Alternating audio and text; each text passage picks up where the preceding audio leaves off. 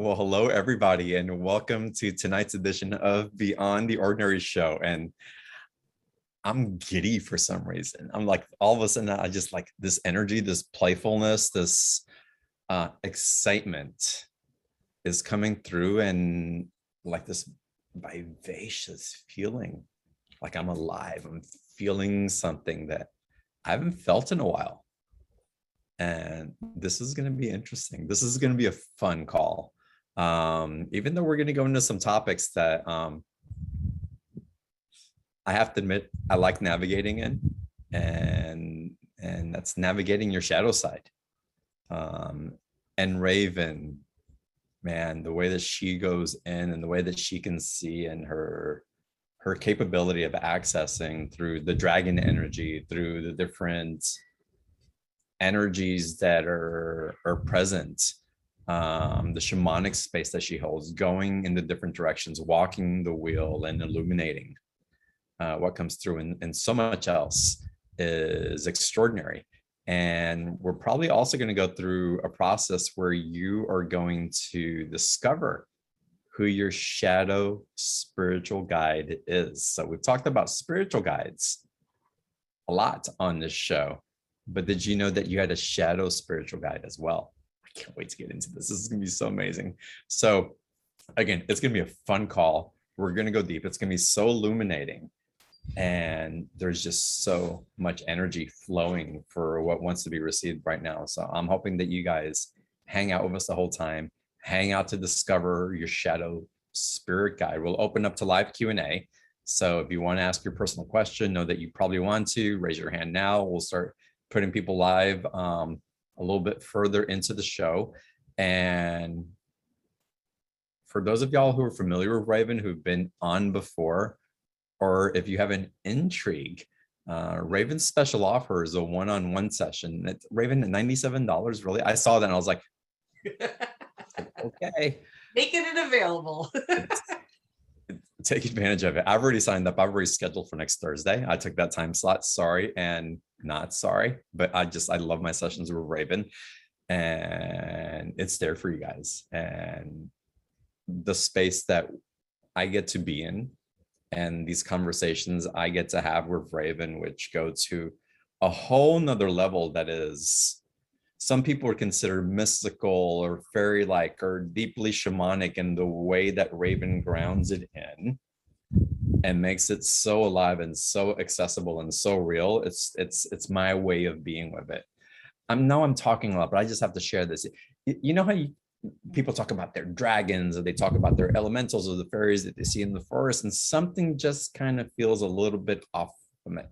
Like they're talking about it, but they're not really in the relationship, or there's a potential, or maybe it's not to put anybody down, because that's not my intention, but it just feels like it's more like from a J.R. Tolkien novel than from real life. And Raven really helps to ground it into real life. And these calls just light me up. So without further ado, it's just Raven, welcome to the show. Thank you so much for coming back. Thank you so much. It's crazy to think a year ago we were all holding our breath to see who was being elected president, and I was on your show that night talking about dragons. Back with the dragon energy and going a little deeper, a little bit ooky or crazy, and it should be fun tonight. Why don't you tell everybody who's on the call again? A lot of people are already familiar, but anybody who's new to you, but how is it that you work with these energies? What is it that filters through you as you've been initiated to receive? Because you really have been initiated. Oh yeah. I work with multiple different elders, different tribes. Myself, I'm tribal myself, carry the blood, but it's that relationship that we cultivate our whole entire life. So my name was gifted to me because it's many voices. I am like a radio, a voice for spirit, be that the spirits and being within you, or all the guides, ancestors, the heavens above and the earth below. I give them a voice so that you can be able to connect with that. And I'm really about empowerment, not only giving them a voice, but empowering each person to be able to reach into themselves, into that collective of beautiful beings that are around you, helping you, guiding you, so that you can navigate with more confidence forward on your path. So I love it. And I being that wild child of the woods, I spent so much time in that woods next to my parents' house, that upbringing of being quiet in the woods and listening to, actually learning that I had to not take for granted that not everybody could see and hear the way I did. And that some of us have really been challenged with that, is that we had to learn how to speak the language of other people, how to chameleon ourselves sometimes, but then finding our tribe, finding those people that we can open ourselves up to. And I think a lot of people are needing that, and that's why I'm so happy to be here. This community is awesome. You Right. guys really hold a lot of integrity and energy, and John, you have a huge heart. So, and that's important, is finding that tribe where you can relax and let it all hang out. And so take a deep breath tonight. Sometimes you have to talk about ooky things, but it is knowing that you are supportive in a supportive community and can go deeper with it within yourself, both seen and unseen, I like to say, because the unseen is all of our guides, our ancestors. And it's why October is such a perfect time to talk about this, because we tend to think about Halloween and skeletons and pumpkins and ooky things, but this is also why Halloween is so amazing, is because it helps us to laugh at it. It helps us to actually want to get spooked and scared by watching a scary movie or doing a haunted house, because it helps us to remember that, life is not forever. It's finite, and it is those spicy, exciting challenges that we have that can really give us a thrill in life. So grateful to be here. I'm grateful you're here also. And I don't think I've spoken to you since I had an experience quite a few months ago where I went into the depths of the underworld. Maybe I did share it with you. And and into this place of darkness and fogginess and haziness. And on the other side of that, and it was like it was an initiation of an initiation of an initiation, and going deep into it, what I came to realize, first, I was bowing in reverence to the power of what was there and to the beauty of it, this beauty of this thing that we would think would be so despisable, so contradictory to the light that we're seeking, but actually really valuing the beauty of what I've been taught not to value, of what I've been taught, again, to dismiss and to war against. So the way that you're bringing it in is so wonderful. So talking about that shadow aspect and talking about navigating the shadow side, tell us more about your relationship with that and how you guide people into their awareness of what's available, and how to not only come to terms with it, but really come to see it as an ally or as a force of nature and of spirituality. Let's start with the definition of darkness. And everybody listening out there, I want you to check yourself right now. How do you feel about the word darkness, or dark, or shadow, or void? We are conditioned in our culture, in our upbringing, in our peers, our religious doctrine, to hate darkness. It's evil, it's bad, but we spend 9 months in darkness when we're in the womb, in our mother's womb.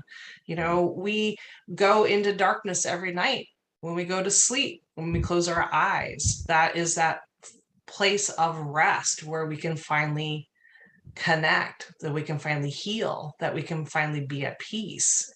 So it is contradictory. It is this push pull that we have, because and course, we're still going through it right now, the lovely pandemic. I call it the great pause. It was designed and helped us to pause, to get out of the ruts, the work, the relationships, and other things we were doing, to finally pause and look at ourselves. And when we look at ourselves, we can't but not notice that we're not just one giant ball of light. We'd have no definition. We are both shadow and light. It is the shadow that gives my face features, or my hair, or John's, or anything outside of us. We need that shadow aspect. And as we sat there ruminating in our own juices, trying to figure ourselves out for the last couple of years, some of us went diving pretty deep, splunkering into those dark caves. And it's amazing. We realize that this thing that we were taught it's so bad is actually in us, this darkness. And it actually was warm, inviting, like a womb, like a warm blanket, not to manipulate us, not to control us, but to welcome us. And really, we need to look at the word darkness again and realize that it is that pause, that place of nothingness and togetherness at the same time, the womb. And another name for that is the void.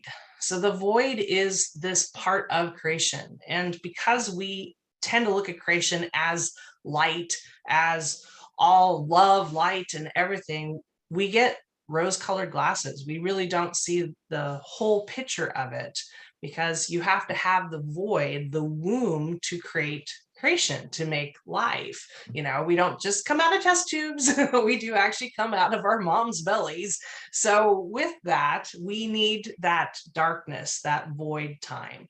And when we actually tap into that darkness, that womb place, this is where that manifesting really gets fun, because you are diving into that place. Another example I can give, because I personally love this place, is in the Sweat Lodge, Anipi, the lodge. And people ask, why do we cover it with blankets? As a water pourer, as I'm leading people into the womb of Mother Earth, there's so much reverence when we walk into this place. We sage ourselves, we get down on our knees, we bow to Mother Earth, to the womb, to crawl in, to gather around that pit with the heated stones that go to the fire of creation. And then we bless and bring them in, welcoming them in as honored guests, because it is through the action of the fire and the water that we cleanse ourselves. But the lodge itself cannot have any light, because some of the most powerful healing spirits can only come when it's dark. I want you to wrap your head around that. Some of the most healing spirits can only come in the dark, in that space of the womb of creation. So it is when we sleep, it is when we meditate, it is when we go into those dark places. There's beings there that have waited for us in the womb to help us recreate ourselves, that help us remember the beings that we are, the creative force that we are, and tap into that. So that has to be our first thing, is to see where our resistance is, and to allow ourselves to open up to those beautiful forces of creation in the void. From there, then it's magic. How do we get past, again, there's been social conditioning and what we've been taught also, and also subconsciously, even especially as children, when we had those nightmares in the darkness, and those scary energies that would come in, and the feelings of falling into abyss, or being taken by something that was perhaps felt manipulative, or that wanted to take our life force. How is it that you guide people through that experience to get to the side of the spirit wanting to come through to assist rather than to take away? Good question. And again, just like any playground in school, there is all different types of kids. How do you know what kids to play with and what ones you don't? And biggest thing is that we carry our light with us. That is one of the big things of going into the void, into the womb, is that you are the light. You are the treasure, as the dragons like to say. So as you're navigating in there, you're never alone. You always have all your guides and beings that go with you. And we go into this space, as I said, all the time. Anytime you're tapping into creation, you're tapping into that void space. What we oftentimes do when we go in is our eyes are closed. We go into ourselves, only looking at that dark place within us. So when we open our eyes, then we start to notice there's other beings. As I said, in Lodge, these beings come, and it's amazing. In Lodge, they look like fireworks. They look like sparks or flash of lightning. They illuminate the whole lodge within. And oftentimes people are like, anybody else seeing that? That's them as they come and flash, again, light within the dark. Now, how do you know? Well, you ask. That's one of the most powerful things that we have as spiritual beings, is we can ask, who's talking to me? Who is around me? And we can ask our guides that we do work with, hey, can you go check this, vet this spirit out? Is this a good spirit to work with? If you're angel, if you're dragon, if you're Merlin, or whoever you're working with, or Star Nation goes, yeah, maybe you should give that a miss. Definitely listen to that. But within that, we attract those beings. So think of all those beings that you work with, you attract those beings to you. And a lot of times these beautiful shadow spirit guides want to work with you. They want to hold up the mirror. They want to make you look at the things that maybe some of your other guides can't always get you to look at. Oftentimes, your other guides are actually calling these aspects to you, these healers, because they don't hold their punches. They are oftentimes labeled in our mythology, in our world, as the bad guys. Maybe I like working with them because I've always been attracted to them. I'm totally guilty, John. And I'm like, yeah, I'm guilty. It's like an anonymous here. Sorry, yes, I'm Raven. I like to work with the dark. Again, my name, Raven, literally means Bad boys. right now, right? It's like my name.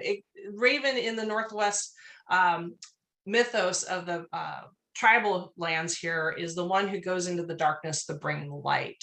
So it's within my own name, but again, it's the attraction of all these misfits. One of the things I noticed, especially in our media and our movies, we love the villains. We love the bad guys that aren't quite bad.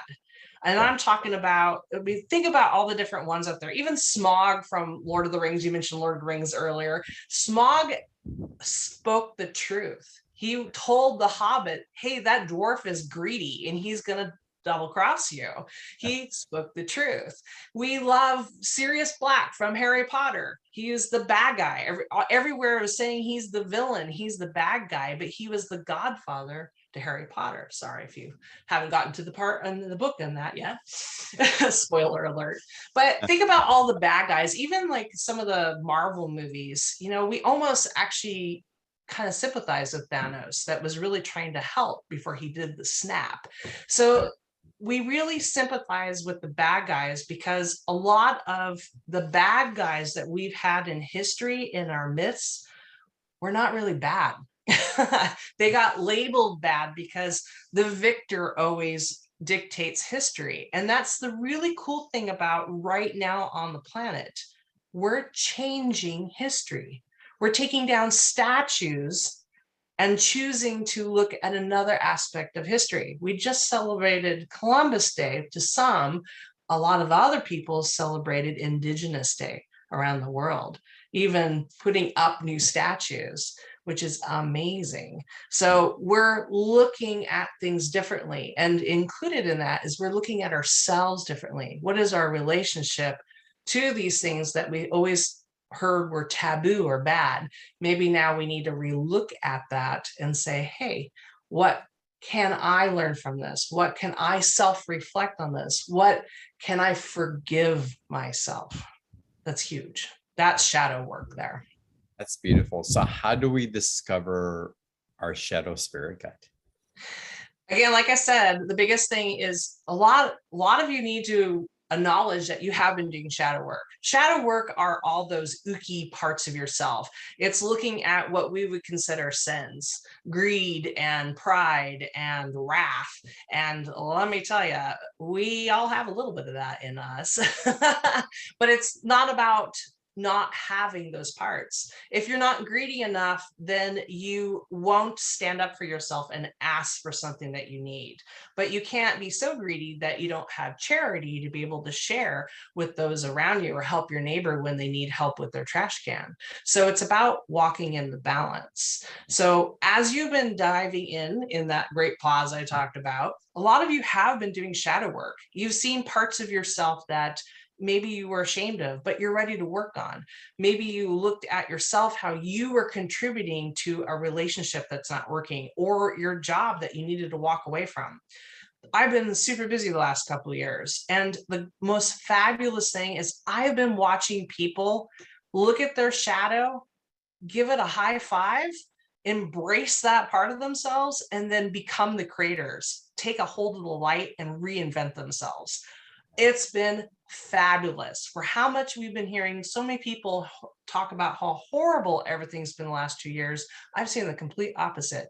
I've seen complete transformations, people growing wings and flying free.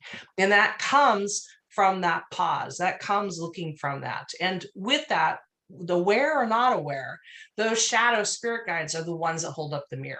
They're the ones that tap your shoulder and say, you need to look at the skeletons in your closet and have a good dance.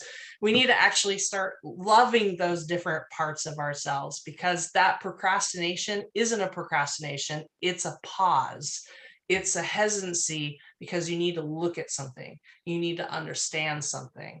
So, and the shadow spirit guides are the ones that say, hey, you need to look at this differently. Like I said, they don't pull punches, and they are, as I'll lead you guys into that. I don't want you to be afraid if you see something that you would think is bad. What am I talking about? Medusa is a great example, and she's been helping me quite a bit. Medusa is, of course, the Gorgon that turns men and women into stone. Well, she was the goddess of wisdom. But when the new occupation of Rome came in, she had too much power. So they made her into the monster instead of the goddess of wisdom that she is. So again, this is about us shifting the story, us looking at it differently. Harpies are a good example. Rainbow-winged messengers of Isis, but were very much against men that betrayed women. And what do they focus on? Well, the going after the men that were causing malarkey and problems, but they were the winged messengers of Isis. So when you start to look at these stories, these creatures, they're oftentimes the ones that have been neglected. Even Beauty and the Beast, that's a manticore. That beast was a manticore with bat wings, a scorpion tail. Of course, Disney didn't show the tail, but whatever. You got the beast, the lion part. So as you start to tap into that beast, into that shadow, into that dragon or wolf or octopus or kraken or troll, those different beings, give them a pause, give them a moment and test them, ask them. Remember, your most amazing ability is to ask. And again, trust that your guides around you will connect you to who's here to help you. And if you have to keep them at bay 5, 10, 20 feet away just to look at them and feel their energy at first, that's okay too. They have been very, very patient. They've always worked in the shadows. It's just time for them to come forward, because this is part of the awakening. Awakening is not about being you're instantly in nirvana. It's about noticing all the things you haven't noticed before. And I think a lot of you are ready, because it is noticing these beings. It is them that hold your wisdom, that hold those keys to creation, that help you remember the amazing being you were when you walked in that temple, when you recited those magical charms. It helps you remember your past, and it also helps you to create your future. So I'm so excited to help everybody get connected. Yeah, I think it's wonderful, and truly being with this energy is also an aspect of a shamanic initiation, of walking through thresholds that we're ready to embrace. And sometimes they do show up so that we can recognize our own light within the shadow and our own shadow within the light as well. So I think it was in the session with you that the gargoyles showed up really strongly. These gargoyles showing up, and of course, dragons with you and me always show up. And Oh, yeah. dragons don't have to be scary, but for some people, that can represent a lot of fierce, powerful energy. But the gargoyles also appeared for me not too long ago in another meditation initiation, and they were strong and powerful as they were standing on each side of a pillar of a gateway that was accessing, and it could have seemed scary, and I could have hesitated, but I knew exactly what they were. They were exactly initiators, and they were rather protectors instead of something that was trying to keep me away. So it was the perspective of the power that was to be received, of how sacred that was on the other side, that it was holding space for. And the beauty and the reverence that it was being kept in, that energy would emit to such potency to hold that steady for us as we cross through the other side of that veil. So it's amazing.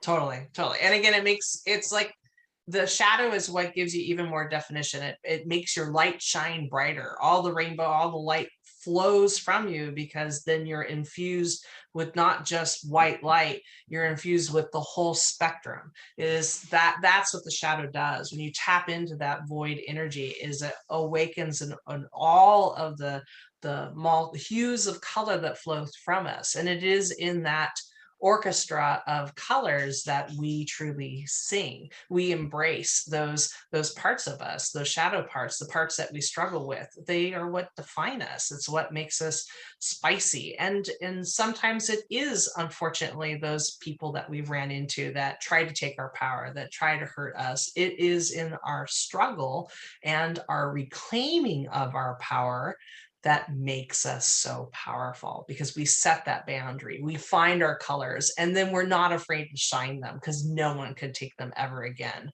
That's that warrior part of us. We love movies and stories with struggle because we can relate. So these shadow guides have struggled. And someone just wrote, the villain is the one whose story who wasn't told yet. Yes, they have a different point of view. They have had to hide. The dragons are very much that way too.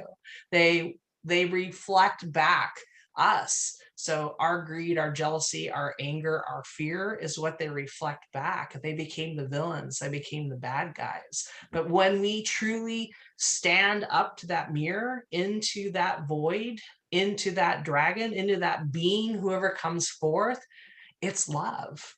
It's love. Hecate. Oh my gosh, I love her. She's sassy. Woohoo! You know, the goddess of the crossroads, the night mother, the void mother, the void dragon, all these different beings. Kali Ma. I mean, they're just squishy and gooey, and we love them because we can see our flaws in them. We can see ourselves in them, their struggles, their pain, their story. And that's why we relate to them so much. And they help us in their struggles to reclaim themselves, in their struggles of being a whole being. They reflect that back to us and help us become a whole being. How beautiful that is. Yeah. But from their struggle, there's the experience of the fierceness of what it takes to hold that energy as well. So if you want anybody on your side, it's someone who's been through it. It's an energy that's been there, that been in the shadow, can hold it. So the Kalima that you speak about, the Pele energy that comes through, it's so just powerfully on your side if you know how to relate to it. But it's going to ask you to meet it where it's at. It's not going to acquiesce Yes. And Yeah. not just female. I mean, Shiva in the form of Ruda, the powerful storm, the Wakian, the Thunderbirds. You know, people don't always understand the thunder. It can be destructive and creating at the same time. Even Loki. Everybody's been loving Loki, and he's been loving that too. Remember, when we watch different media and stories, we're tapping into that energy. We're courting and bringing that energy to us. It's like saying Voldemort. We're saying Loki, and we're bringing that trickster spirit in. But trickster spirits, Hayoka, they always trick themselves. So when we bring that trickster aspect, that's a shadow aspect too. We have to look at ourselves and see how we're fooling ourselves. Raven's a trickster too, and I know that through and through. I can't tell you how many times I have tricked myself, but it is in that folly, it is in that falling down and getting back up that makes us stronger. Yeah. Mhm. And these are all other aspects of the shadow. Again, not everybody wants to find that trickster being or that shadow being because they think it is scary or that it's going to hurt them. And even when you read it in books or listen to different people, there's always so much warnings there. And again, it's, you know, check yourself. Is that coming from a place of fear? Again, it's different than respect. Dragons demand respect, and it's because they're really flipping old. They've been here for a long time. I went to Yellowstone, and those dragons there are thousands of years old. But because I came from a place of respect, because I bowed deeply and I sat there quietly, I had an old acid dragon woke up, looked at me and said, "Hello, little one." And wow, holy cow, just amazing, that reverence. Feel And that's that. what these beings want, is they just want the heartfelt hello and respect. And again, know that you're not going to run from them. They've been hiding for a long time too. And they're not going to acquiesce to us. They're going to meet us in their power and call us up to it because they're actually inviting us to that level of recognition within ourselves as well. Oh yeah. All Oh the yeah. stages that we have to get together. Raven, I wasn't going to get into special offers so quickly, but when someone goes into a session with you, and I guess April, go ahead and put the link in the chat box. Y'all can follow along if you want to purchase the session. Go ahead and purchase it now. But we're talking about the shadow aspect, and we're talking about, again, embracing the darkness and the creation of the void.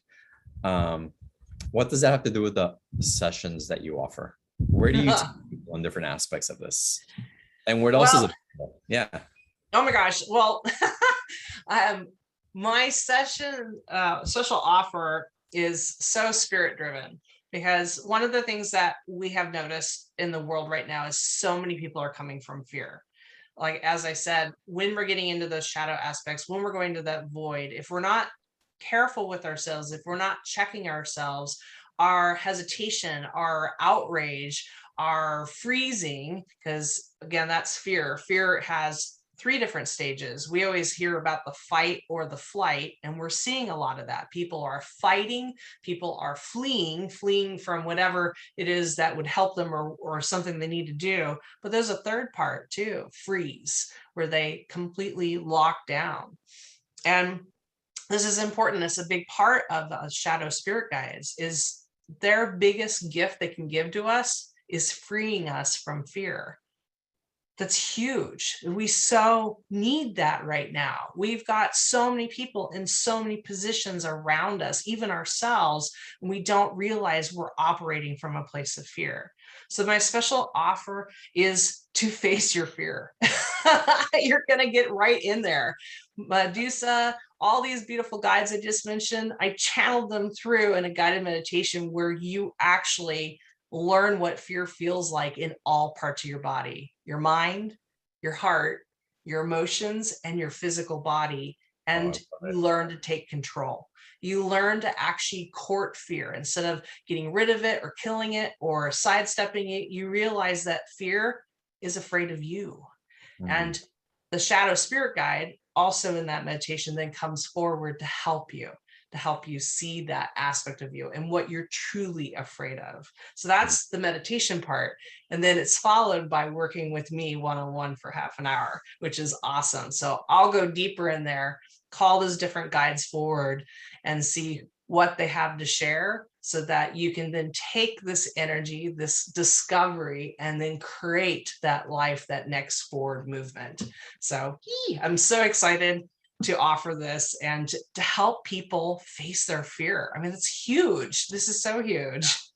Well, I love that, there's an acronym for fear that a few people use in different ways. And two are the fear stands for fear everything and run, or face everything and rise. Yes. Right? Yeah. It's which one are you choosing? And in the light, and it's also the space that can be held, and also really unraveling a lot of environmental, parental, ancestral conditioning and religious conditioning, that the superstitions have really diminished the intelligence that we truly hold as spiritual beings in human form. Yeah, someone just wrote false evidence of appearing real. It's right what you just said. Yeah. Yeah. Good one. So Yeah, there's it is. It's fear is, I like to think of fear as a doorkeeper. So fear is afraid of everything. And there's some good things with fear. Like if I tied a red cape around my neck and jumped up on the roof and pretend to be Superman or Superwoman, I have a really strong fear of what falling off the roof and gravity would do to me. And I realized that the fear is actually protecting me from doing silly, stupid things, which is interesting because we don't have as much as kids. Watching my son careen down a hill on a garden cart, roll out of it after crashing into a tree and going, I'm okay, as I'm having a complete heart attack at the top of the hill. But to him, it was fun. So fear there sometimes is based on experiences. Other times it's unreal. It's outside of us. It's something that we think may happen. The if, could, when, shoulda, coulda, woulda. So fear, that doorkeeper, is guarding us. But when it gets in the way from us succeeding, moving forward, creating, connecting to a loved one. I had a client who was so afraid after falling off the roof when he was a child, he couldn't fly. He was so afraid of heights or any kind of movement like that. But he had a loved one who was dying on the other coast. So he had to get there as fast as he could. So by talking to his fear, by telling, instead of hating it or killing it or attacking it, he went up to fear and had a good conversation. Hey, I need to get over here to talk to this loved one. I need you to let me through this door. And that's what happened. Fear said, okay. Now, did he need to take a relaxer? Oh, totally. He took something that helped him relax on the plane. But with the guides, with his shadow spirit guide that held his hand, he was able to get back east to go meet with his loved one before they passed, which was amazing. And that's us. That doorkeeper fear is always there to say, are you sure?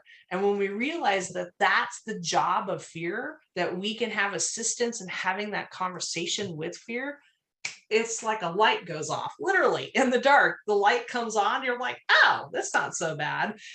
We all get through that. We all have that monster that scares us. And that's the big thing. When you meet fear and you see that this monster is just this small little part of you afraid, you actually kind of melt. You kind of go, oh, you're so cute. So, and that's it. That's these monstrous things. When we make them cute, we fall in love with it, because that is very representative of our fear. We make it this huge thing, but really it's just a small little part of us that can be in any part of us. It can be in your mind and whisper those things to you. It can be in your heart and think that you're following your heart. It could be in your emotions that feels like a tsunami, a tidal wave pouring over you. And it could be in your physical body where you're afraid of what your body's doing, or you're freezing to the point where you are so hesitating you can't move forward. So understanding that is huge. Yeah. And also understanding as the fear arises, how by being in a relationship with it, it can really clear up trauma that's been stored in our minds and our subconscious and in our body. that hasn't left as adults. And Exactly. those events happened, for many of us 10, 20, 30, 40, 50, 60 years ago or longer for some people listening. And it's still, those memories live alive as is they're present right now. And it's the fear that keeps feeding them the vitality. And again, by having that relationship with the fear and by being expertly guided, not into, well, there's lots of different ways from it, but the typical therapist is going in, reenacting it and doing all these things. But really, when you get to the essence of why the fear was there, and you see it as the gatekeeper It's and huge. Yeah. initiation into another realm of perspective, it really changes everything from a somatic place, which is, again, is a game changer and affects every relationship. So it affects your affluence, it affects the relationships you have with other people, and it affects your capacity to move forward in ways that you haven't been able to before, because we can get frozen in our tracks, and we don't know why. But it's the trauma, it's the fear, it's those nightmares, it's the shadow that we don't want to look at, it's the, oh my god, this represents that. And what if it doesn't have to anymore? It is the unknown that we're most afraid of in change. One of the biggest thing we're afraid of is death. Death. I could catch something and die. That's been a big fear for a lot of people the last couple of years.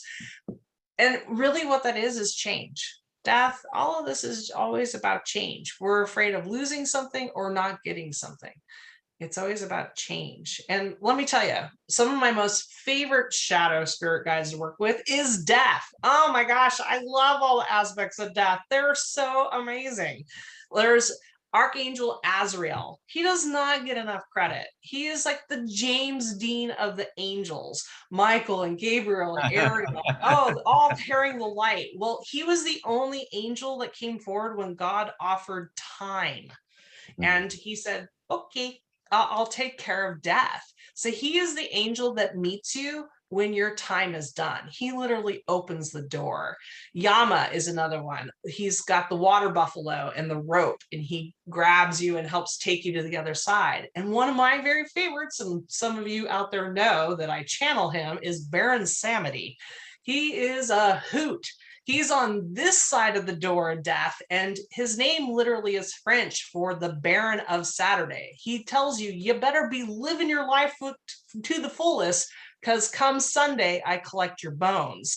So he's the bucket list. He is the eating fried chicken, swearing and having a great time and making funny faces when you have sex, because you've got to live your life. We cannot be stoic. We got to actually get in there, be juicy, make mistakes and learn from them. So one of the things I really like about Baron is he's one of those ones that'll call you out on your fear and help you laugh about it. I love his that New Orleans wonderful accent, and that's where he's known as, from New Orleans. He is the skeleton with the top hat, and he's everywhere for Halloween, and this is his favorite time. He is Papa of the Gweed, of the ancestors of the spirits, and he has brought so much illumination to me. But again, so many people fear him because he is the dead, the zombies, the graveyard, and all that, the gravekeeper. And he's all about rum and laughter and a good time. So I love being a voice for him. I love working with those aspects of death. And I encourage you, because when you court death and you understand that death is here to help you, not hinder you, not take away anything, death is not just about the final death, it's about all transitions. So all of you that are awakening, you're going through a shamanic death. You're going through transition. You are leaving one thing and going into another.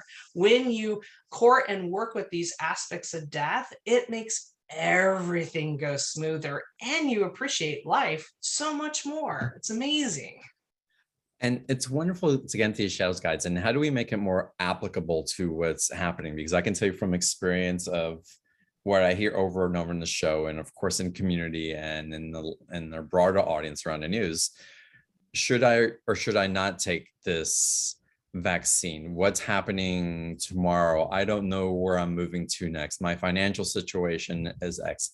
My relationships are changing, and of course this is all about change in Oh different yeah. ways and choices. And are we being manipulated by our governments? Is something else trying to take over? Is there a dark force that's trying to invade and control? And so the shadow aspects and the guides are wonderful.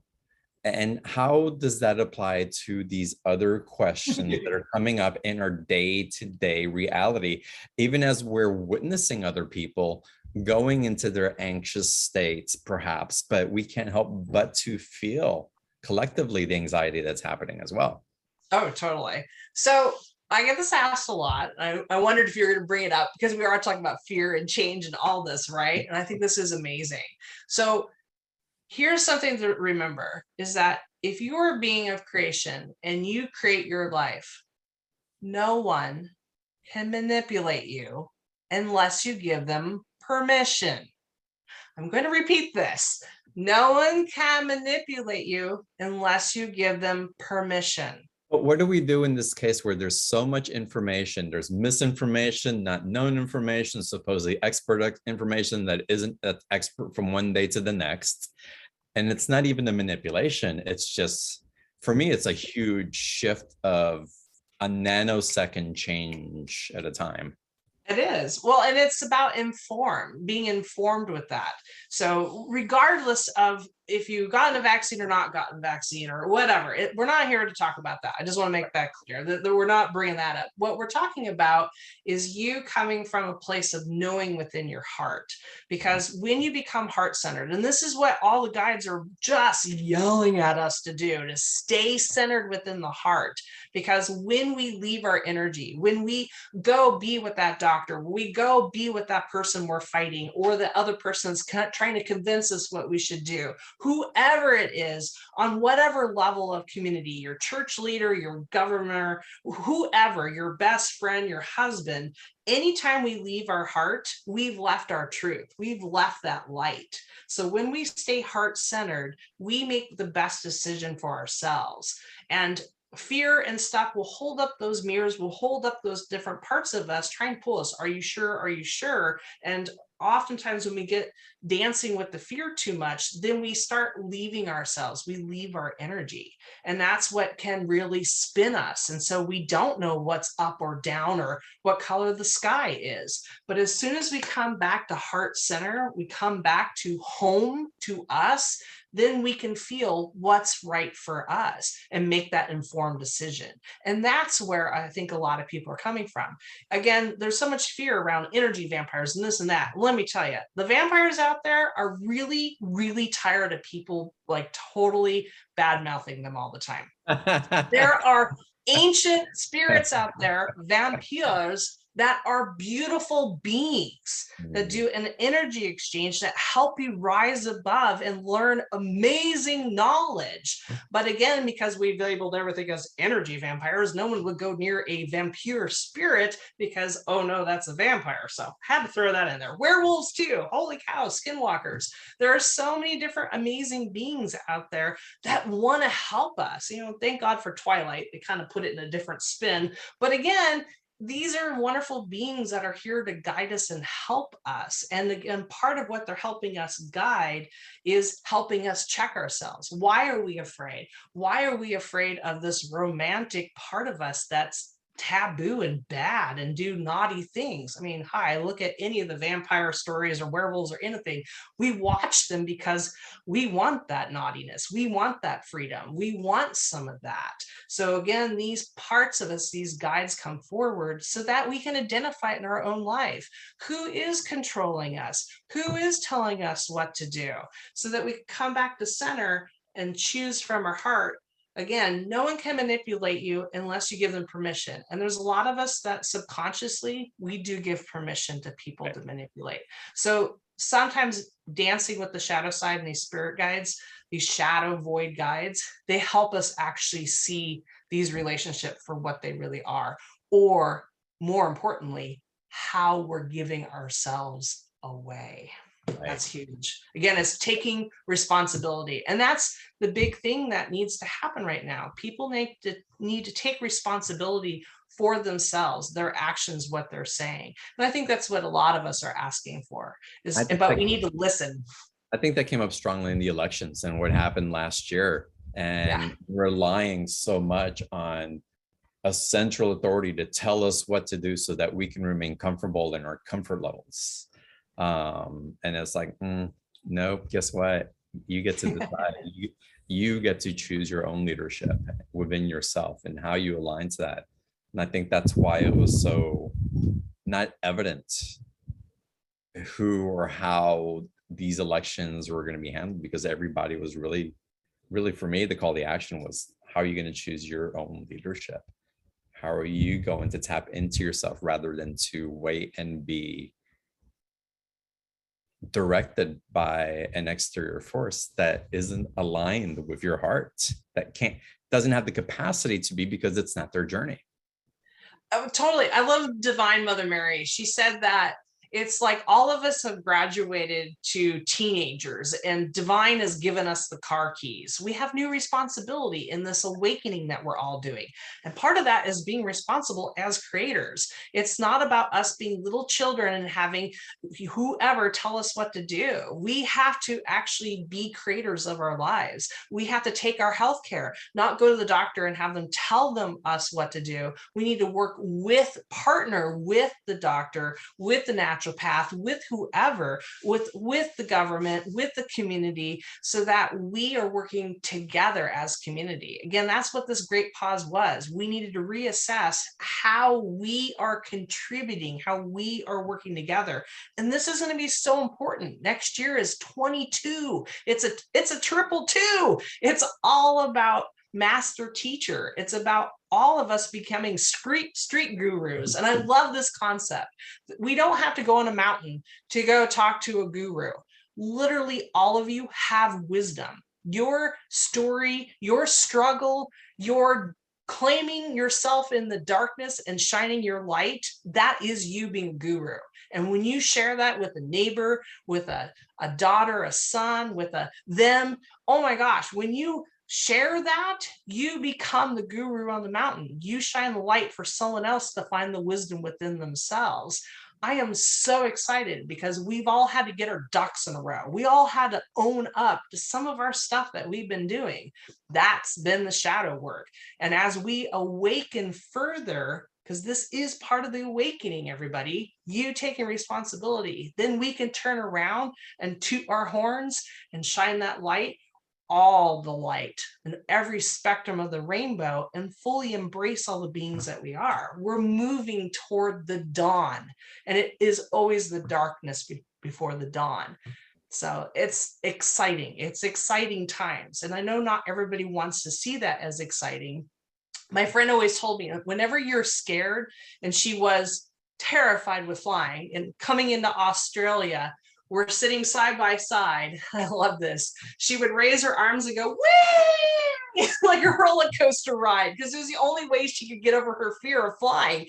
We had every businessman on that flight into Sydney going, whee. So we all need to do that right now. We all need to raise our arms and go, turn fear into excitement, because it is exciting times. You're totally spot on, John. This is so exciting right now. And again, I want to get into the special offer so people know how to connect in deeper. And I want to get into live calls as well. And we're going to do the process also to discover your own spiritual guide, but we'll get that in a second. Let me go to the special offer again, because we skimmed over it earlier. And I'm just going to share the screen here. April's going to type in the link in the chat box, so that click in your little chat box. You can see it up there or down at the bottom of your screen. And it'll take you directly to the special offer. And again, you get the one-on-one session with Raven. It's $97. There's a 2 payment option. Click on the buy now button. And as you follow along, it's 30 minutes. Discover your shadow spirit guide. And there's a lot that can open up in these sessions. who and what shows up. You never really know. And Raven, like you mentioned earlier, all these characters that you're talking about, even Mother Mary can show up in a session. The dragons can show up. Medusa, the vampiric energies can show up depending on what particular is for you. So again, and the directions, the Raven's ability to tap in shamanically. There's so much depth to the energy in the sessions that's available. Again, I highly recommend it. Not only do you get this for $97, but talk about the Facing Your Fear and Meet Your Shadow Spirit Guide meditation video again a little bit more. So this is awesome. So it's a 45-minute meditation, and literally Divine holds a space during the meditation where you actually meet fear. So as I described earlier, you actually meet your fear and have a conversation with it.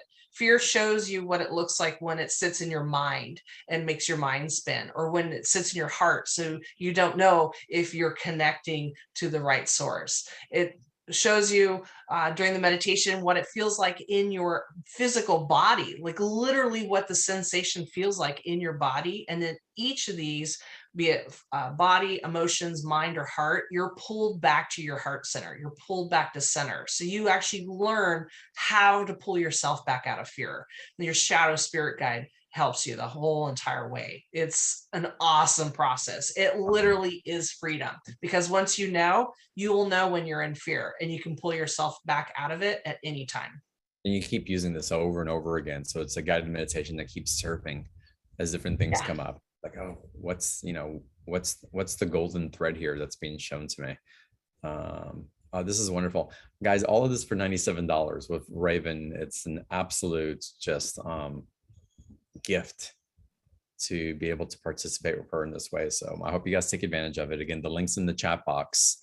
And if you can't find a chat box, you can always open up a new browser and go to beyondtheordinaryshow.com/Raven26, and it'll take you to that same special offer page.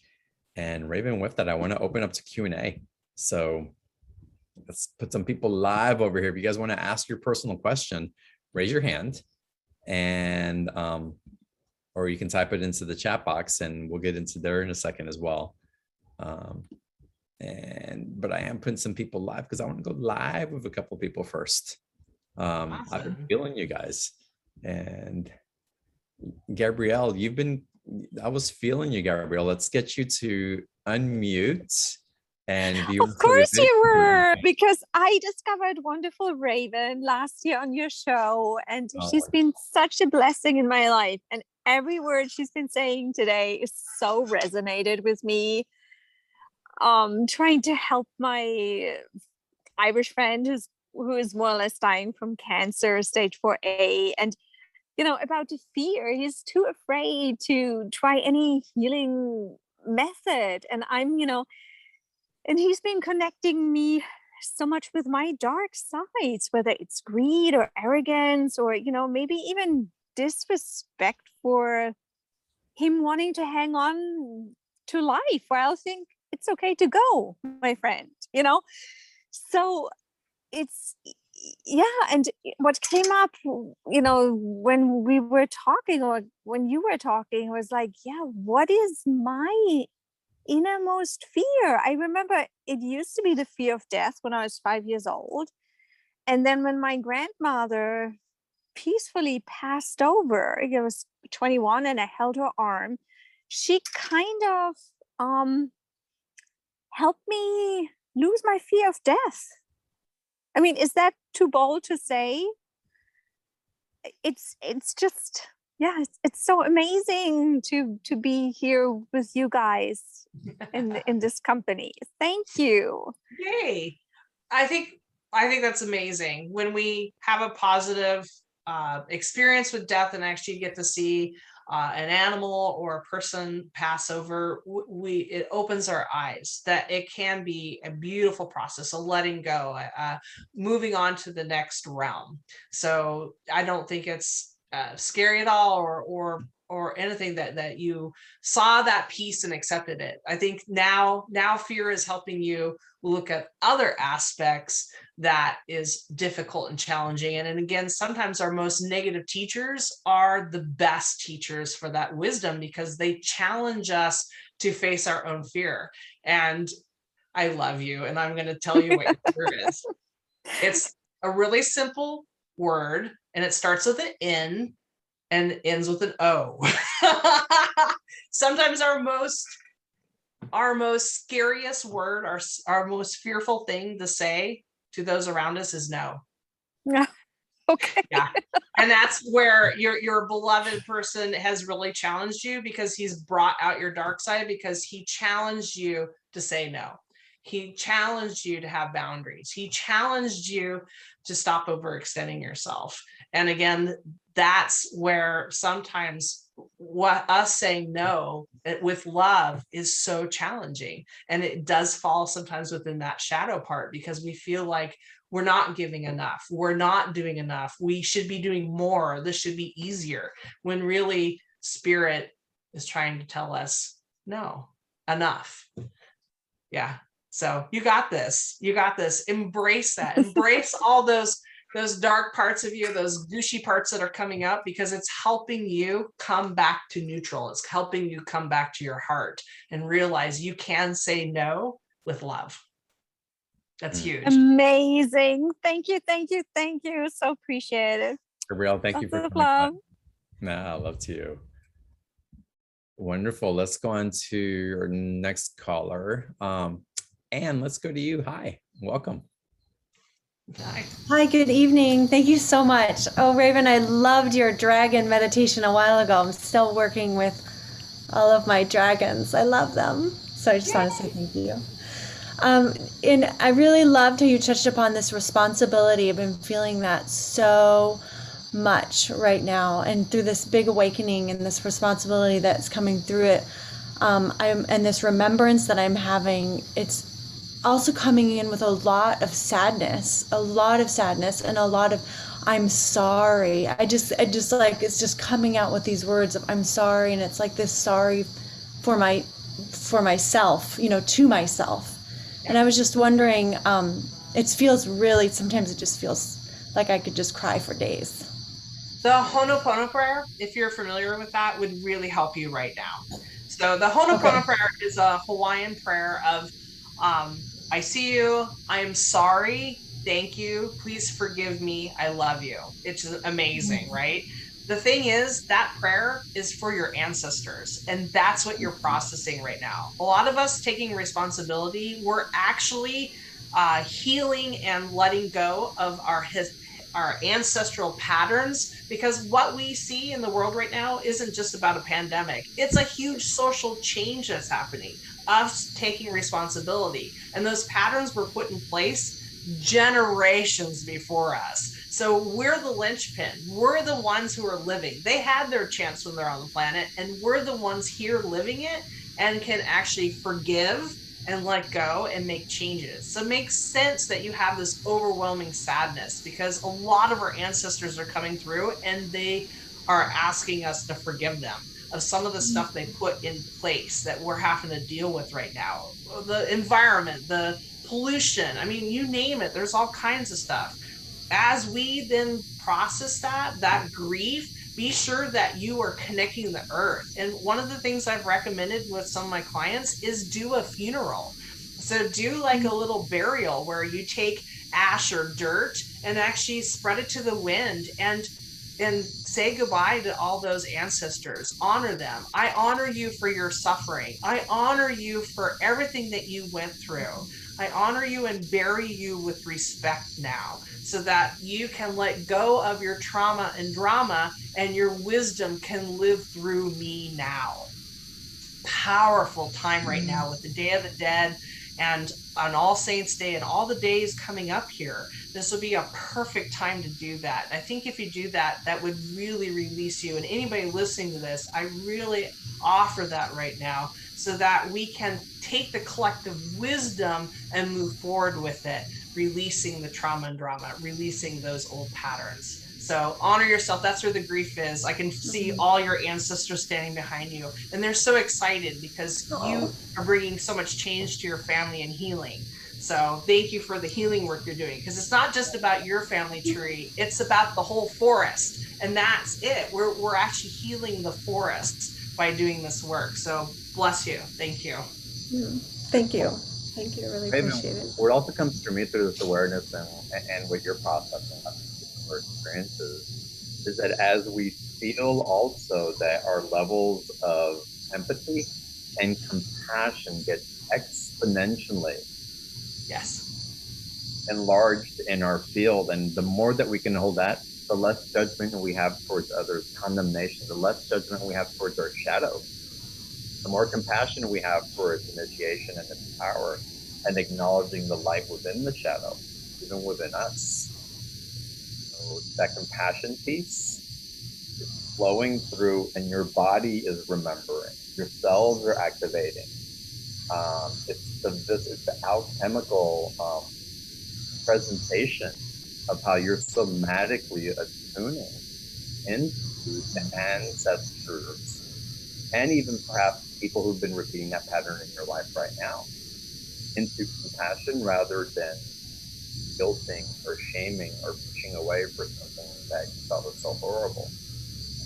Get into the wisdom of the Marys, the Magdalene, into the Mother Teresa's, into the Buddhas that know the compassion and love, instead of knowing from pushing away and fearing of repeating history. Well said. Well said. Huge initiation. And I love the funeral part, Raven. I'm doing a fire out here pretty soon. I'm leaving my property in Hawaii in the next couple of weeks. And so big initiation and the funeral and the burying. That's just, I love that suggestion. Yeah, and it can be for graveyard dirt, it can be, just dirt from the ground, sand, but you can also use your ashes from burning incense, because I know you like to burn incense. So take those ashes, because those are spent prayers. Those are the remains. And so those are very, very powerful. And if you've had bonfires and stuff, collect some of that ash and take it in a container and take it with you, John, because then you're taking your ceremony in that land and you're taking it with you. That's something that I do. As any sacred fires I do, I always collect a little bit of ash, because it holds all those prayers, that medicine, that healing in it. And I use that in my medicine bundles. I use that and sprinkle it into a new lodge fire space, because it brings the wisdom and the ceremonies I did before, and it initiates it and puts it into what I'm creating now. So definitely do that. I've never thought about that. Thank you for that. And thank you. And thank you for the work that you're doing, and for the tears, and for so beautiful. So grateful. Okay, let's get into Beth to ask a question. And Beth, thank you, because I was going to ask earlier and you're bringing it up again, and I want to go into it. Beth wants to know what your take is on Lucifer. Oh dear. And I love the fact that there is a great show called Lucifer. It's been so popular. That's actually from the Sandman comic series, which is also coming out really soon. So if you like Lucifer, the TV show, definitely check that out. Why I like that in the Sandman is because it helps us to look at Lucifer in a different way. Have I met and worked with Lucifer? Yes, I have. Yes, I have. And he is an angel. We forget this, people, but he is an angel. And he took the job that no one wanted, which is to be the scapegoat, to be the devil's advocate, to show the other part. So are there beings out there that want to manipulate and do things? Yes, there are different spirits and things out there, but for a lot of us, again, we're so protected. We have all these angels and beings and different ones we've talked about tonight that protect us and guide us. And Lucifer's there as that bad guy for people, but he's also giving us that other point of view. Why sometimes, and we need to look at that sometimes, because when we self-reflect, think about some of the bad guys in history. I know we don't want to think of why Hitler did what he did, but historians do look at that because we need to self-reflect on some of that, because some of his maniacalness that he did, we see in certain politicians that we've had to deal with in the last couple of years. History repeats itself. And so the Lucifer acts that way for us to look at ourselves and to look at it from a different point of view. Now, I'll give you a hint because I said Lucifer a few times. Lucifer and Archangel Michael don't get along, which is hilarious. They touched that in the show, but they reversed it. So anytime you're working with Lucifer and that energy can feel very kind of heavy and kind of weird, anybody that's not liking this conversation because of that word, just say Archangel Michael, Michael, because it instantly shoves the other energy away because they are contrary. So oftentimes when you work with energies, if one is too heavy, then bring the opposite energy like fire and water. It helps to neutralize, but also push the other energy away. So Michael. I love it. I actually had a profound experience with Lucifer where I was at the point of creation and I was grasping onto this being and I was looking down at him and he was about to fall. He was falling and he's just looking up at me. He's like, you have to let go. I was like, I can't. You don't know what you're doing. It's like, you have to let me go. Like tears running down this being's eyes. Like, you don't understand. I have to do this. And it was like I was this being that knew what was about to get created in this point of time because of this decision, but it had to happen. And this again, this angelic being saying, but this is my job. This is what I have to do. Yep. Yeah. And I had to let go.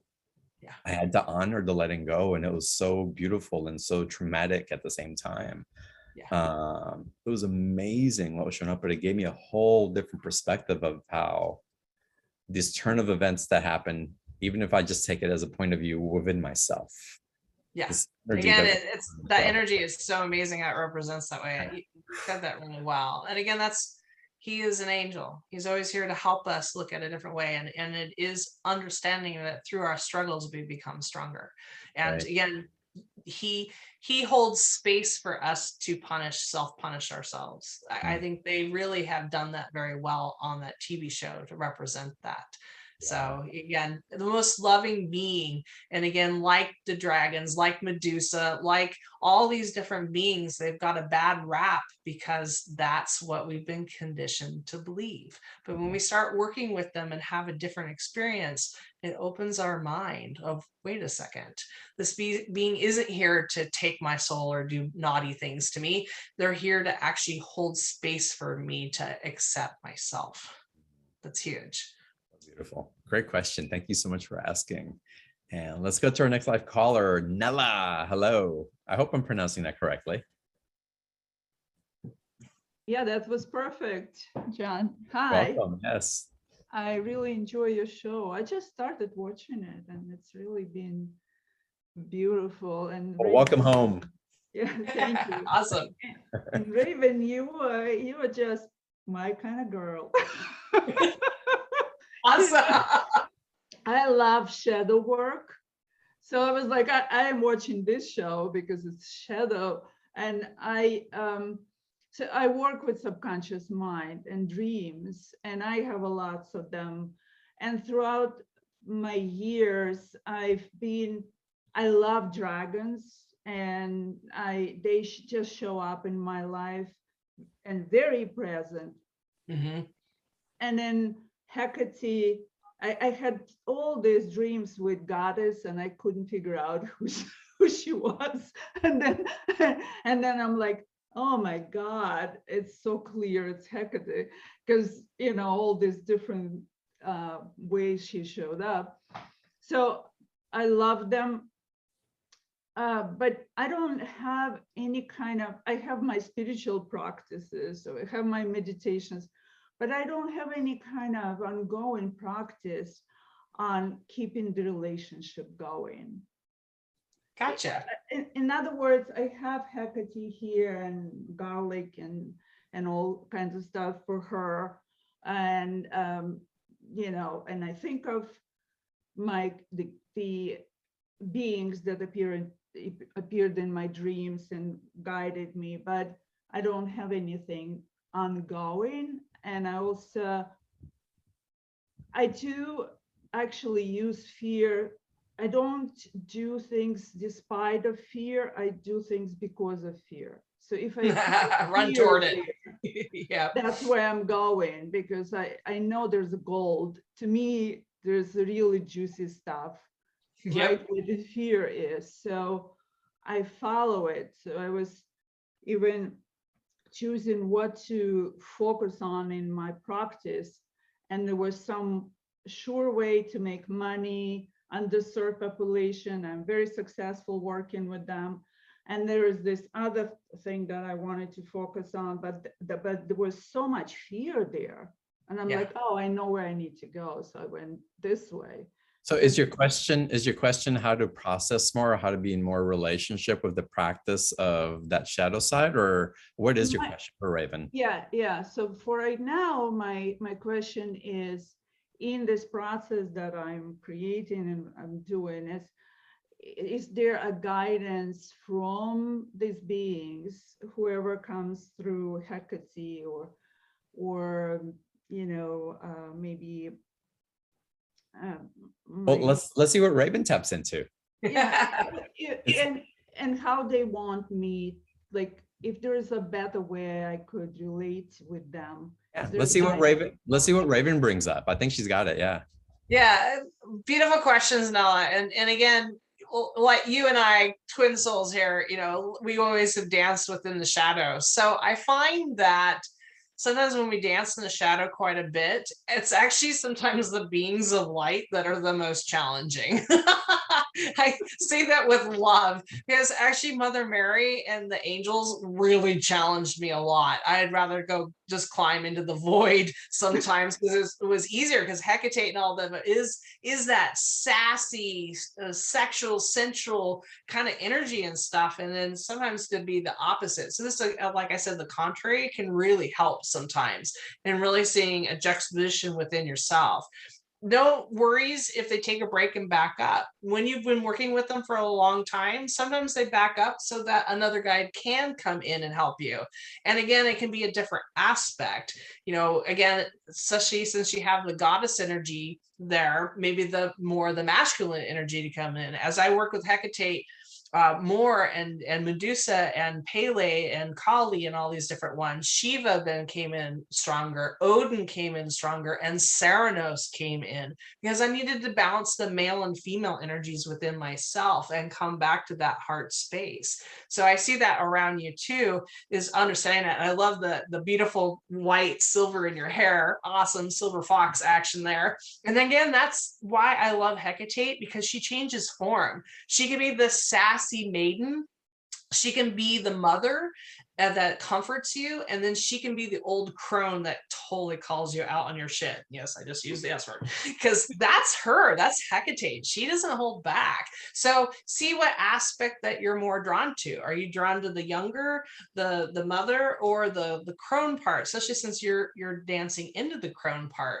And then open yourself up to this other guides that are also behind you, and that daily practice, whatever that you end up doing. Again, sometimes we do a daily practice and have altars. Sometimes it's when we just tune in and say, hey, who needs to come forward and help me today? It's about listening. So if you can add that to your practice of just kind of showing up and seeing who's there to help you, that can actually really open up the whole new pathways for you, because then you are allowing whatever energy being to come forward to assist you in that moment.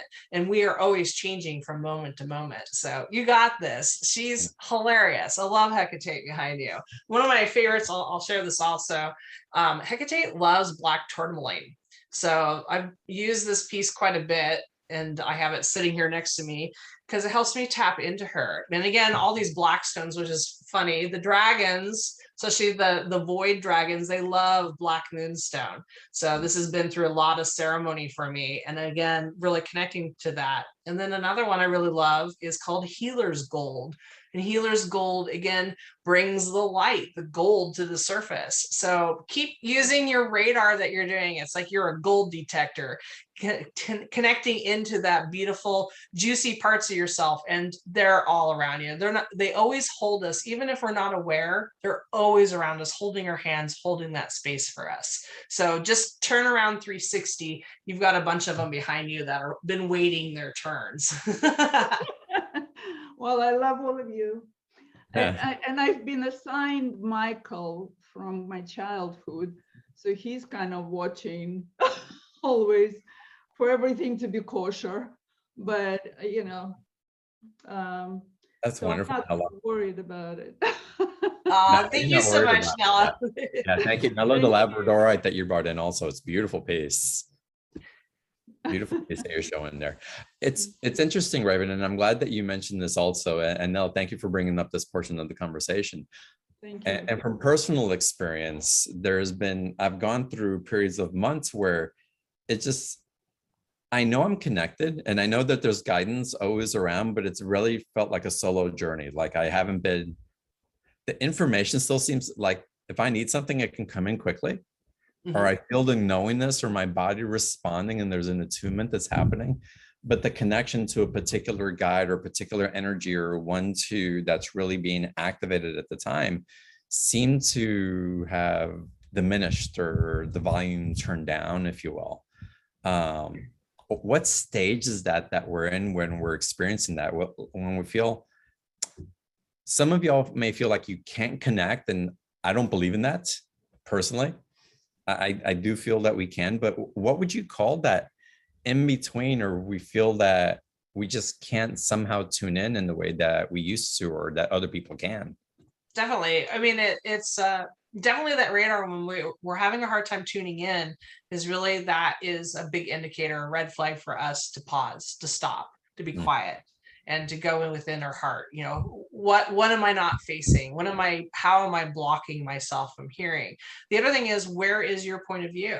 Like I was just pointing to Nella, she had all these guides standing behind her that she wasn't seeing because she's only looking like right here in front of her. When she looks around, it'll be like, holy cow, look at the big crowd behind me. And that's a lot of us. We can't connect with Michael because Michael's backed a step back because Shiva wants to come in, or a fairy wants to come in, or a dragon wants to come in. So they take turns. And even if you only work with angels, the thing is that we're multi-dimensional beings. We're plumbed into all of it. No matter where your point of view is, you have connections to all these different beings, your ancestors, the Devic fairy realm, the dragon realms, the star nation above, you know, the goddesses, all of them are there with you, and they're represented within your chakras. So it's really interesting that the star nation and angelic is those upper chakras, and dragons are kind of unusual because they hit us right at our center chakra, at our diaphragm. Then the Devic animal ancestor are all of our lower chakras. And again, we are spiritual beings having a physical experience. So our natural affinity is in our upper chakras.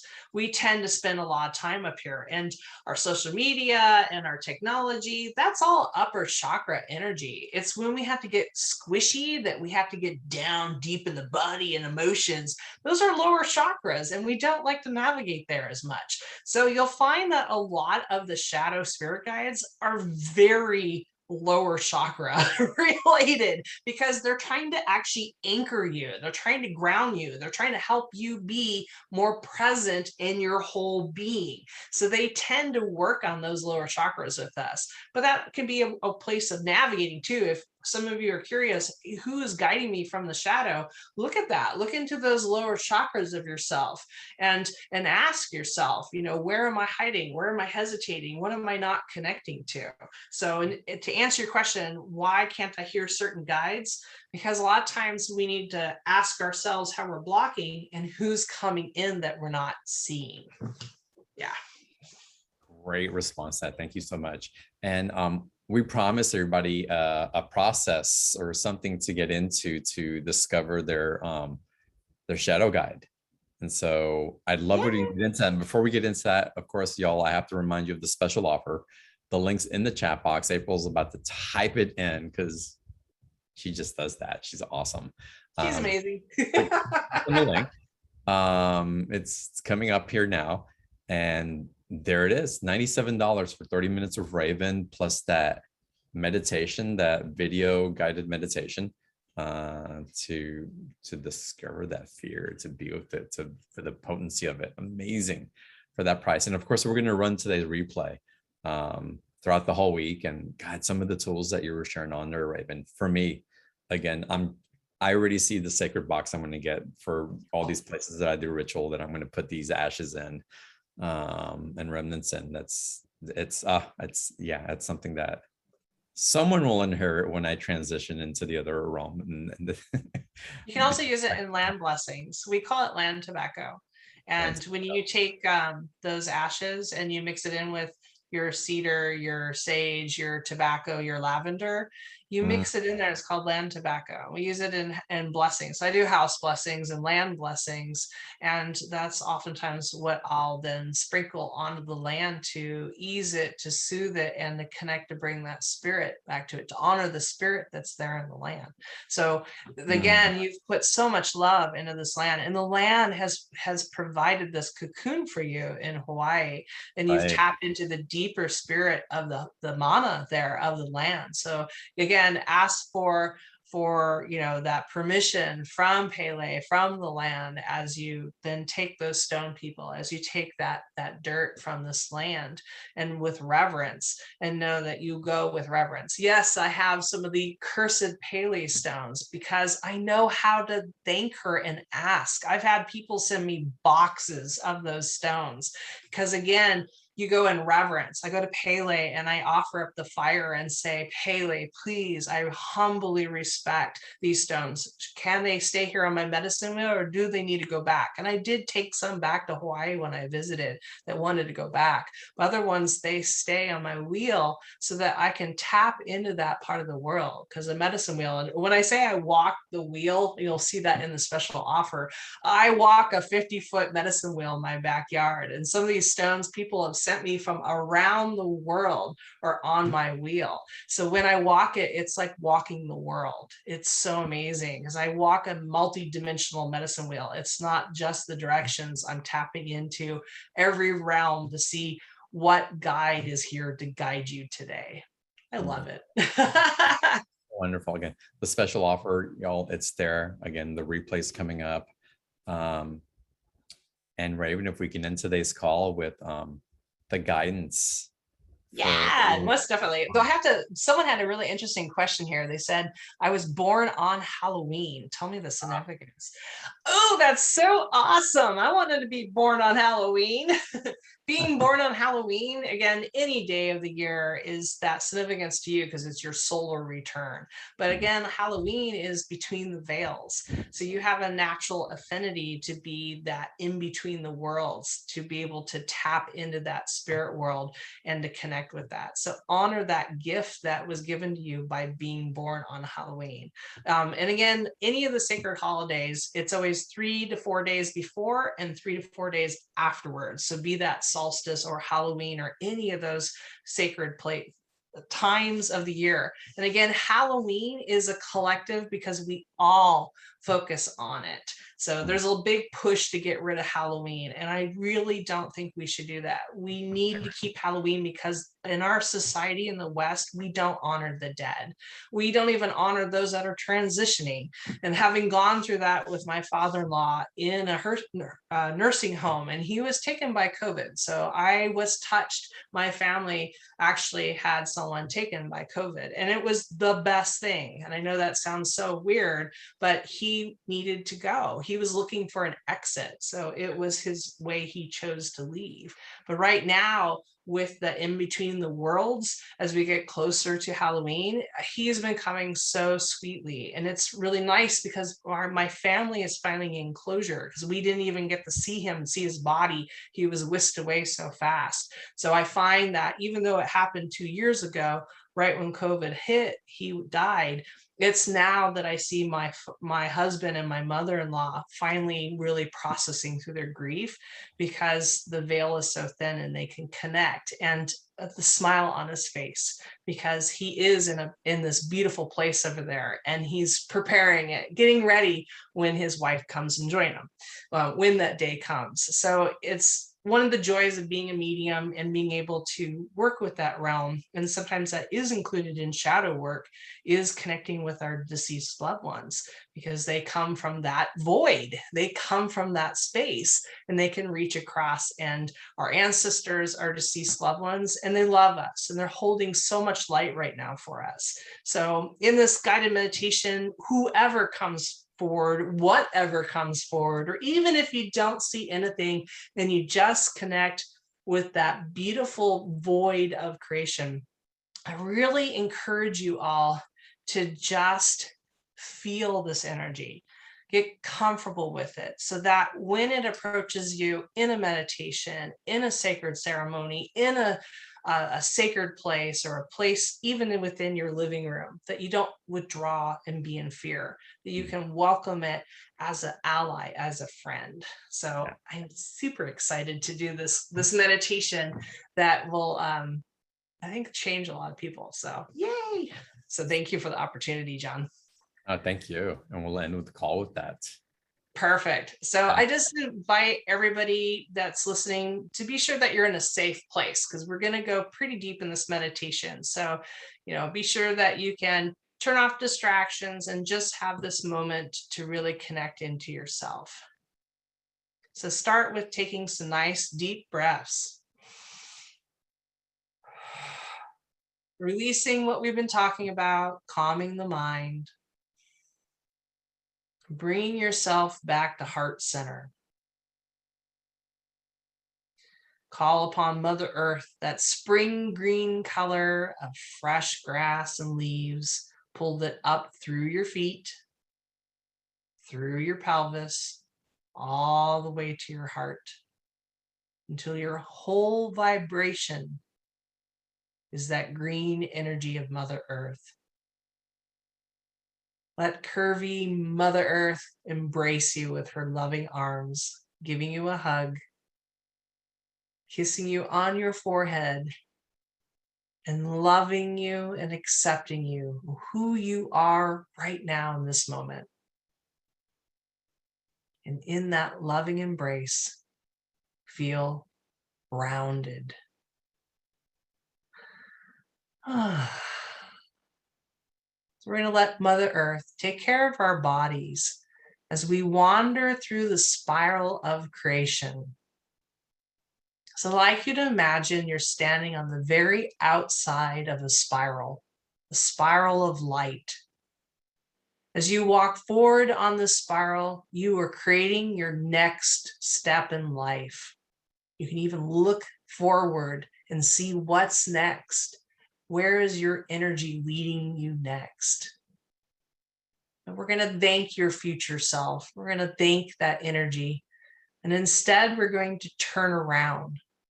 And we're going to walk backwards on that spiral, starting on the very outer edge, walking toward the middle of creation. So as you're walking backwards in time, feel yourself reversing your day of what you did today, reversing your week, your month, watching what you did this summer, last year, walking faster now as you go through your adult life, just witnessing. Don't get caught up in anything you see. You're just witnessing, don't absorb. As you continue to walk backwards through your teenager time of your life, back to when you were a child. And finally, walking back into the womb of your mother. Thank your mother. She is the doorway. She held that void within her belly so that you could be created. Pause here for a second and reconnect to that warm embrace of the void, this womb that beat with your mother's heartbeat, that protected you, loved you, and bathed you in this beautiful darkness so that you could be who you are now. And as you thank your mother for being this doorway, I'd like you to walk through that door. As you walk through it, you're onto the bigger spiral of your lifetimes. Your past lives open up in front of you. For some of you, there's thousands upon thousands of lives of human, non-human, other beings. They all cheer to you, wave to you, because you are the current person, current being living this life. As you walk past them through time, feel their love, feel their guidance, feel their wisdom. As you walk back to the very center of creation, that golden fire where all life began, the doorway of your physical being. And as you jump into this fire, feel everything melting away, all your troubles, all your fears, all of everything, helping you to reconnect back into source, back into light, back into creation. Be that light. And as you go deeper into this fire, deeper into that embrace of the light, feel the void now forming around you. Feel the womb of space, of the void, of creation, where all life begins. Feel your guides here with you, holding your hand, protecting you as you go into this nothingness. You're nothing and something at the same time, the void. Allow yourself to just be free, formless, but still a being within this void. And again, just like in your mother, feel that warmth, that love surrounding you. From this void space, call out, please reveal to me the shadow spirit guide that's here to guide me. Please reveal to me the void guardian that's here to help me see all parts of myself. Please reveal to me the spirit guide that's here to guide me today. From the void, see a light, a being, an energy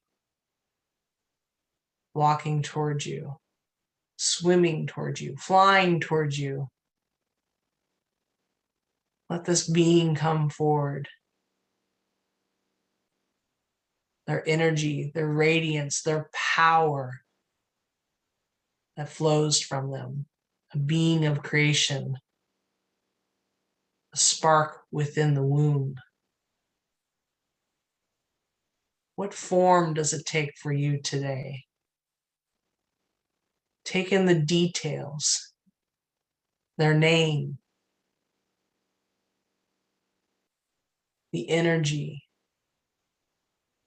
What does it feel like? What does it look like? Does it have a color?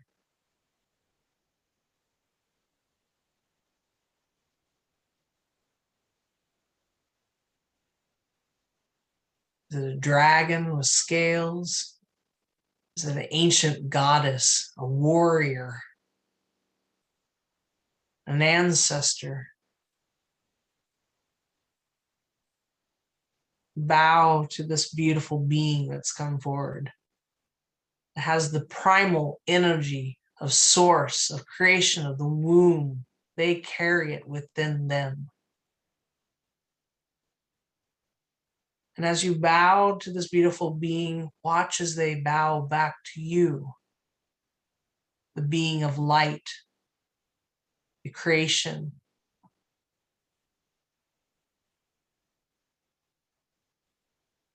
As they approach you, feel that energy, that surge, that spark. As you go to embrace them, to hug them, as they send that love, as they send that respect to you. And as you embrace, watch how you illuminate. Within this void, see yourself shine with every color of the rainbow, finding your magic within. This guardian today is here to help remind you, you are the magic. You are a powerful being of creation, and the magic has always lived within you.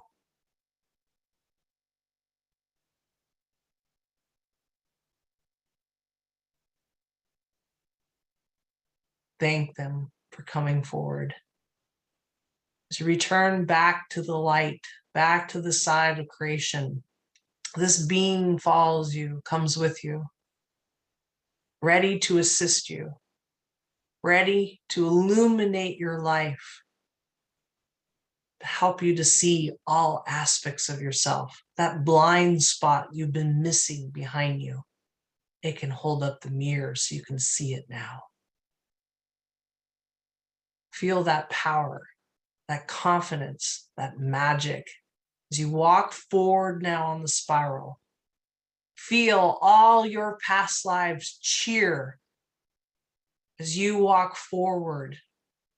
Feel that doorway open as you walk into your mother, that knowingness, that magic, that sparkle. As you walk through the womb into your childhood, into your teenage years, back to the adult that you are. Walk yourself home, back from creation into the being you are, whole, loving, wise, and a being of creation. So you allow this energy to integrate at a physical level, at an emotional level, at a heart level, and a mental level.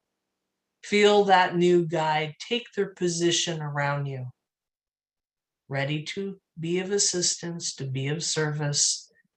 All you have to do is quiet yourself and listen. They're waiting to be of service to you now. Coming back to yourself, wiggling your fingers and toes. And when you're ready, open your eyes. I took my video off and muted myself as to not to distract. Really bring you guys in. And again, the replay of this will be up all week and come back into this process. Raven, thank you for that. So beautiful. You're welcome. That's a very difficult place for a lot of people to go, that to realize. When I had my car accident and almost left the planet, that's where I went. Wow. I walked the spiral and I walked into creation thinking, hey, I'm here. And I kept walking through it and I got to the other side. And I have to admit, I was terrified at first because you lose yourself, you dissolve and become nothing. But I realized it was so freeing. All the boundaries and boxes and confinement that I didn't realize I had melted away. And I finally allowed myself to be totally free. And I felt at home. I realized that was my home. And so when I walked back through the fire of creation, back into the light, I was a whole new being. I had a very different point of view of death and then awakening and higher self and all of that. I realized I brought my team with me, that I'm whole, and it's been phenomenal. I've helped a lot of people walk the spiral. I've used that a lot to help access past lives, but to go beyond that is huge. So for those of you that hesitated at the fire, it's okay. I want to point that out. It's okay that you hesitated, because that is scary in the void, but I'm hoping that you did connect to the void. You did hold that space for that being to walk through the fire, to join you, to be able to see the magic within yourself. And even if you just go to that space within your mother and connect back to the womb, that is the void. You can do it under a big thick blanket on your bed and curl up and be in that warm space. Connect there, reconnect with that place, and realize it is a place full of love that's here to help you and guide you. Wonderful. Wow. I can't believe we've gone almost 2 hours on today's call. Amazing. Y'all, again, the meditation is up. We'll run in on the replay, the whole call. April's taking the opportunity to type in the offer for the session and for the guided meditation in the special offer as well. So plenty of opportunities to still click on that link and get to that page. And of course, the replay links will have the link for the special offer as well. Raven, thank you so much. I'm looking forward to my session next Thursday. It's been booked. Yay. And thank you for all the insights, for the tools, for the intelligence that you're gifting us with, that you've walked through and that you've integrated as well. And it's with that I bow to you. Namaste. Thank you. Oh, namaste. Thank you so much. And again, thank you everybody in the community. Great questions and great. Someone said they saw an owl outside the window. I mean, talk about such confirmation. There's so many comments coming in and different experiences for sure. Thank you all so much. Thank you for being on the call. Y'all are amazing. And I look forward to seeing y'all on the next call. Have a great evening, day, wherever you are. And enjoy this energy that's running through. Just, it's super for you. Bye, y'all.